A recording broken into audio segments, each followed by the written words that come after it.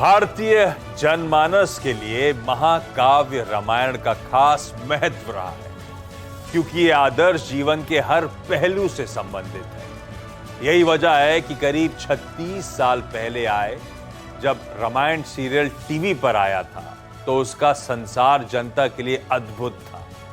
इस ग्रंथ से आस्था की डोर कुछ ऐसी जुड़ी थी कि रामायण सीरियल के शुरू होते ही सड़कें वीरान हो जाती थी। फिल्म आदिपुरुष के जरिए रामायण की वही गाथा फिर से दोहराई जा रही है। रामायण उस राम राज्य की भी कहानी है जो कर्तव्य, पारिवारिक दायित्व, सामाजिक जिम्मेदारी के साथ त्याग, समर्पण और संपन्न जीवन का प्रतीक है। वो राम राज्य था, लेकिन आज ये नया दौर है जहां संपन्नता हासिल करने के कई रास्ते हैं। उन्हीं रास्तों में से एक है शेयर मार्केट्स, जहां पैसे बनते हैं, लेकिन वो तभी होगा जब कोई कंपनी आपका साथ आदि से अनंत तक निभाए। शेयर में कमाई का यही रामबाण है।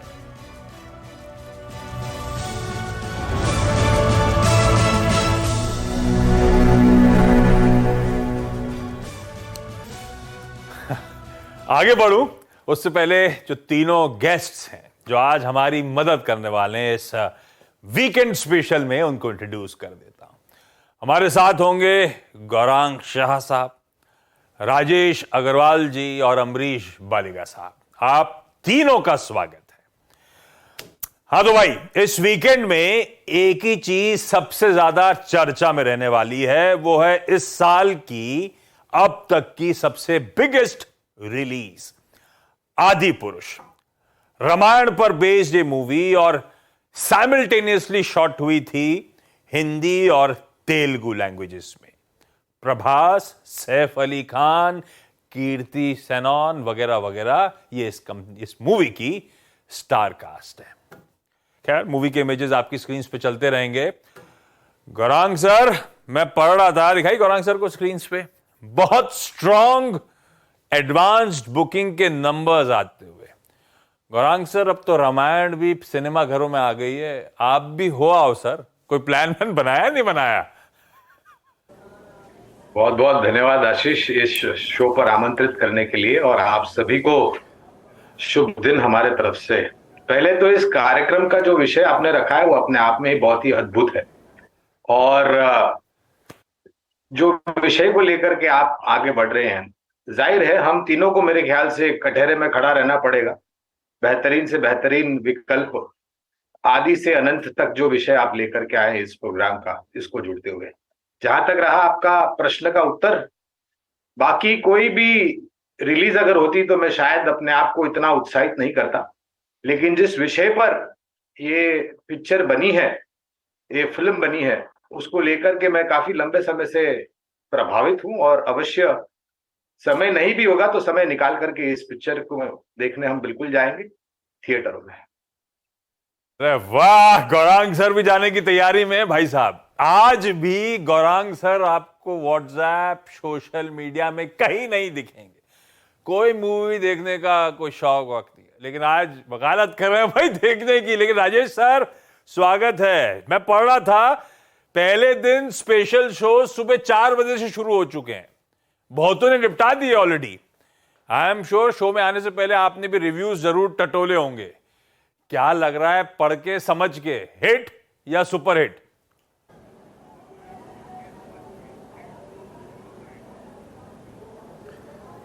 आशीष जी धन्यवाद। Good afternoon. अमरीश सर का, गौरांग सर का, दोनों को नमस्कार। आपको एक बात बताऊं, मैं पिक्चर जाने से पहले रिव्यूज़ पढ़ता नहीं हूं। ये मेरी एक आदत है। हाँ। क्योंकि रिव्यूज़ वगैरह पढ़ने के बाद ना थोड़ा सा माइंड हिलने लगता है, और आपको पता है मुझे 100% स्कोर बनाने की आदत है।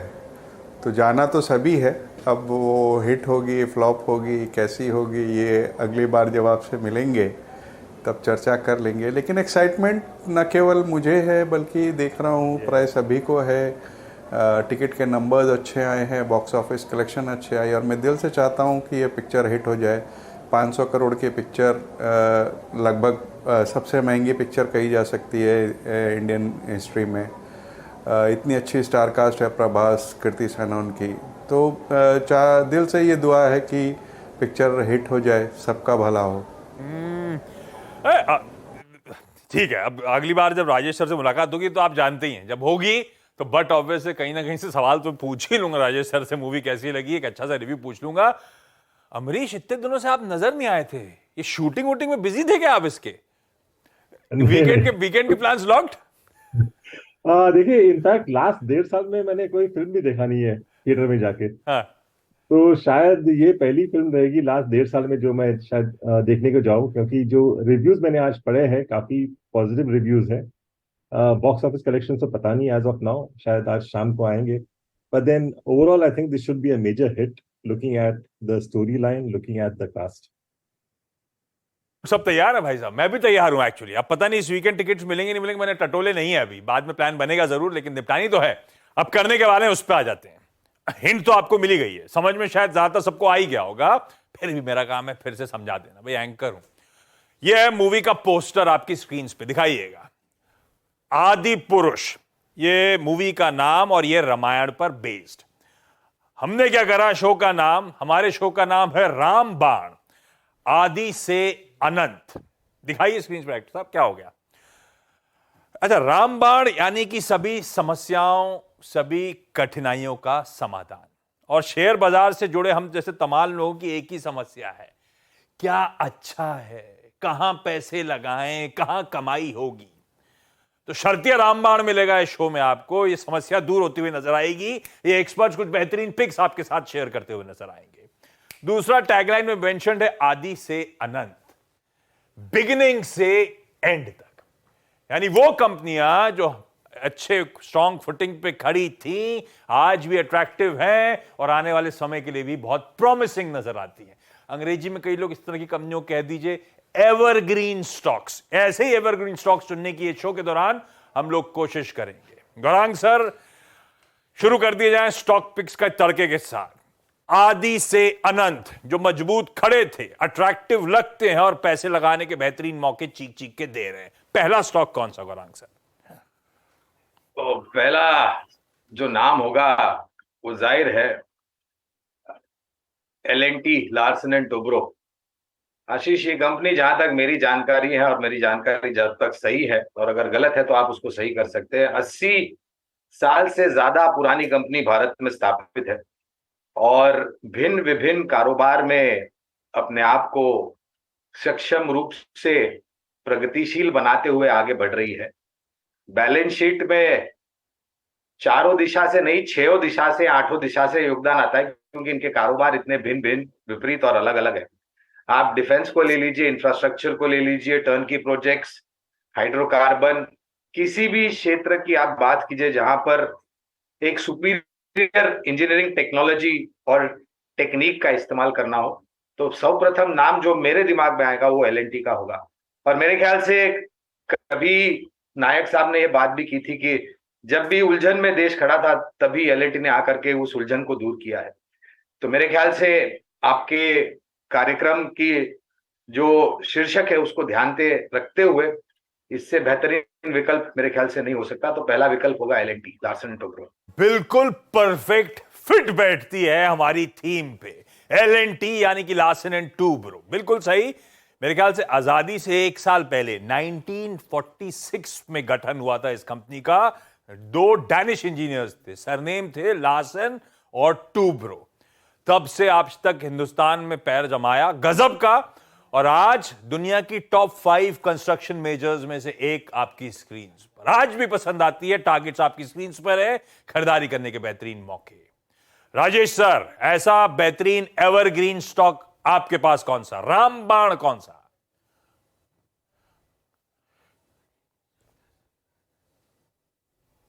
मैं टैगलाइन दी आदि से अनंत तक, तो आदि से अनंत तक अगर कहा जाए तो BSE को कहा जा सकता है। 1875 में ये इस्टेब्लिश हुई थी और जब तक शेयर बाज़ार रहेगा मेरे ख्याल से एक्सचेंजेस की भूमिका बनी रहेगी। तो आदि से अनंत तक ऑलमोस्ट फिट बैठता है। अगर कंपनी की बात की जाए तो सिर्फ 7700 करोड़ का मार्केट कैप है, जिसमें इसकी CDSL की होल्डिंग ही 2000 करोड़ की है। इसके अलावा cash and cash equivalent 3500 crore का है, माने 5500 करोड़ रुपए तो ये खड़े हैं 7700 करोड़ में। अब आते हैं कामकाज पर, तो स्टार SME और जो कि लार्जेस्ट SME का प्लेटफॉर्म है, star mutual fund largest mutual fund का प्लेटफॉर्म है, इंडिया इंटरनेशनल एक्सचेंज इनके पास है, डेट फ्री कंपनी है, कॉर्पोरेट गवर्नेंस का कोई इशू नहीं है। और अब जिस तरीके की जो पिछले 15-20 दिन से खबरें आई कि ऑप्शंस मार्केट वगैरह को भी बढ़ाने की पुरजोर कोशिश कर रहे हैं, वहाँ पे पकड़ बनती है। मुझे लगता है कि वैल्यूएशन के लिहाज से, कॉर्पोरेट गवर्नेंस के हिसाब से सारे पायदान पर बहुत खरी उतरती है और आदि से अनंत तक ये स्टॉक बना रहने वाला है।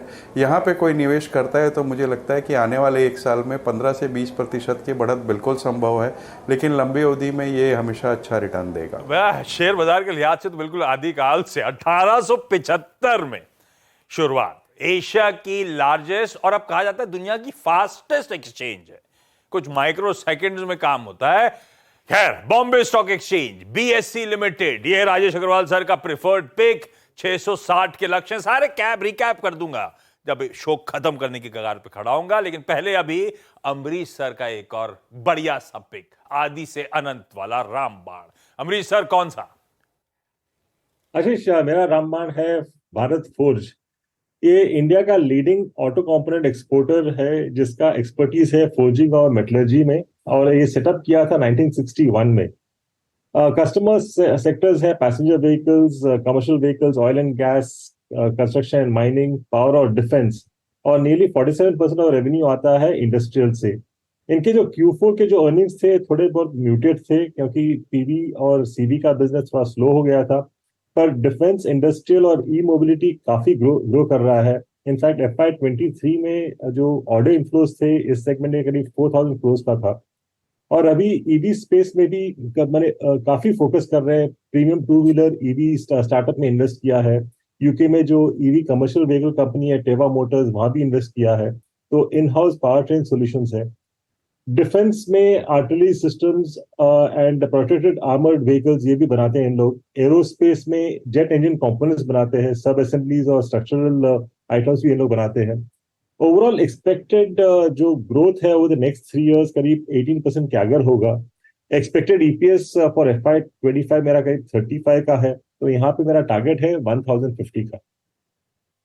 भारत फोर्ज 1960 की शुरुआत, 1961 में शुरुआत हुई, फ्लैगशिप कंपनी कल्याणी ग्रुप की, बेहतरीन दशकों से है, पकड़ मजबूत कर रही है और अब तो कई सारे नए बिजनेस एवेन्यूज खुल रहे हैं, उसकी तैयारी कर रहे हैं बाबा कल्याणी साहब। भारत फोर्ज को रखिए रडार पे 1050 के लक्ष्य के लिए। 3 रामबाण हमारे पास आ चुके हैं। हमने चर्चा करी लार्सन एंड टूब्रो की, हमने चर्चा करी बॉम्बे स्टॉक एक्सचेंज की और भारत फोर्ज की। ये वो बेहतरीन पिक्स हैं जो हमारे एक्सपर्ट्स मानते हैं यहां से बहुत अच्छे रिटर्न्स देने का दमखम रखते हैं। स्ट्रॉन्ग फंडामेंटल, स्ट्रॉन्ग फुटिंग वाली कंपनीज।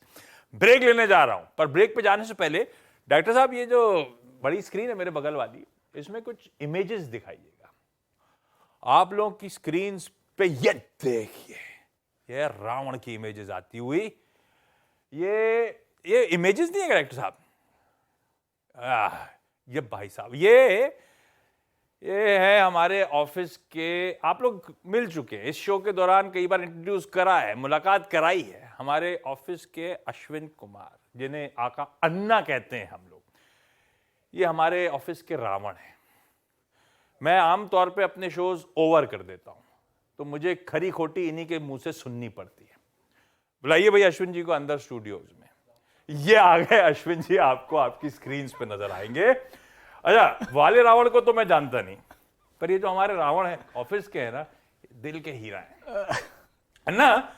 ये डेडली सा रावण बन के कहाँ घूम रहे हो, ये क्या मामला है? ये एवरी ईयर काली पूजा होता है हमारा 1 साल। सो उसमें हम लोग का society is about around 220 flats.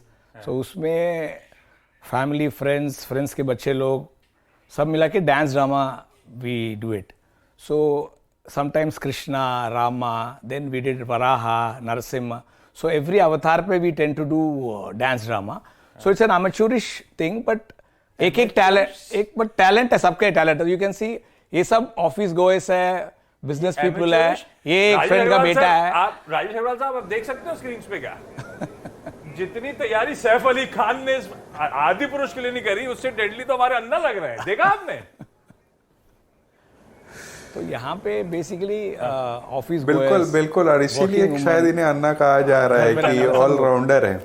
और गजब ऑलराउंडर है भाई साहब, गजब है। और क्या ड्रेसअप है, और ये सोसाइटी का फंक्शन हो रहा है जिसमें अन्ना इट्स अ रावण ग्रेट बने। हैपनिंग सोसाइटी एंड सब लोग friends families, so it's every year we do it, we choreograph. Property का रेट बढ़ाने की कोशिश कर रहा है अभी शो के थ्रू, आप उस पे बच जाइए। लेकिन अन्ना की इस परफॉर्मेंस के एक क्लिप के साथ छोड़े जाता हूं। ब्रेक के उस साथ पे जब लौटेंगे तो अभी 3 ही रामबाण हुए, 3 बेहतरीन रामबाण और लेकर आए। वो दिखाइए जरा वीडियो का क्लिप।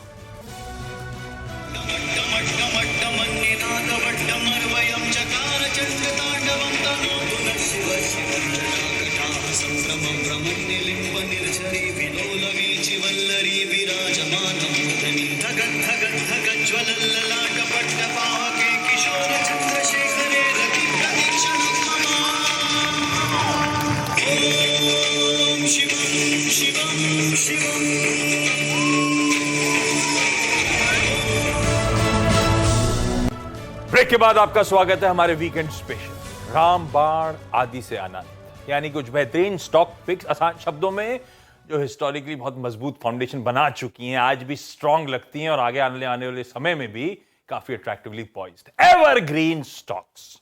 चलिए 3 स्टॉक्स हो चुके हैं, आगे बढ़ते हैं। अगले 3 स्टॉक्स पे एक्सपर्ट से कर लेते हैं बातचीत। देखिए, अरे डरा रहे हो क्या डायरेक्टर साहब, अब हटाओ यार अन्ना को। बाकी गौरांग सर, राजेश जी और अमरीश जी को दिखाओ। गौरांग सर, अगली पिक कौन सी?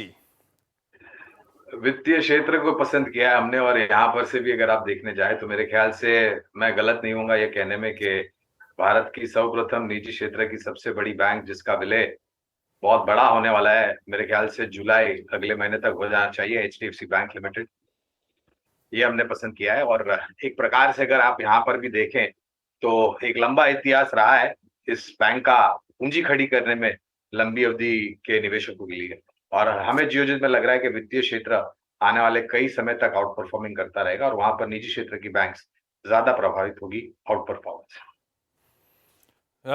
ब्यूटीफुल। HDFC बैंक इस देश का सबसे प्रॉफिटेबल, सबसे स्ट्रॉन्ग रिटर्न रेशियोज वाला, और मेरे ख्याल से मार्केट कैपिटलाइजेशन में इस देश का ही नहीं, amongst the top rank banks globally आपकी स्क्रीन पर। और अब जिस पेरेंट के थ्रू आया था HDFC लिमिटेड, आज उसी को अमेलगमेट करने के लिए, उसी को अब्सॉर्ब करने की तैयारी कर रहा है। 1950 के टारगेट्स। राजेश सर, दूसरा रामबाण कौन सा?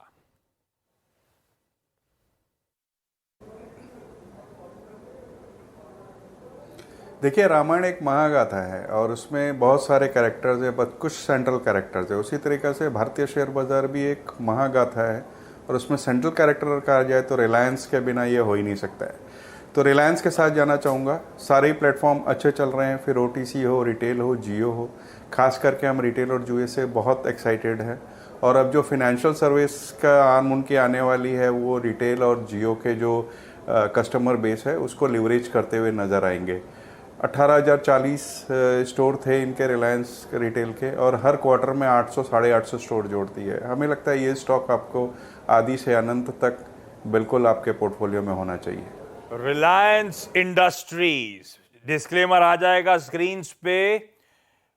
इस चैनल का स्वामित्व प्रबंधन इसी कंपनी के पास है, तो एक बार जरा सा किसी से चर्चा कर लीजिएगा, किसी वित्तीय सलाहकार से, अगर कोई लॉन्ग टर्म के लिए इन्वेस्टमेंट का आइडिया वाकई बना रहे हो। अमरीश सर, अगला पिक कौन सा?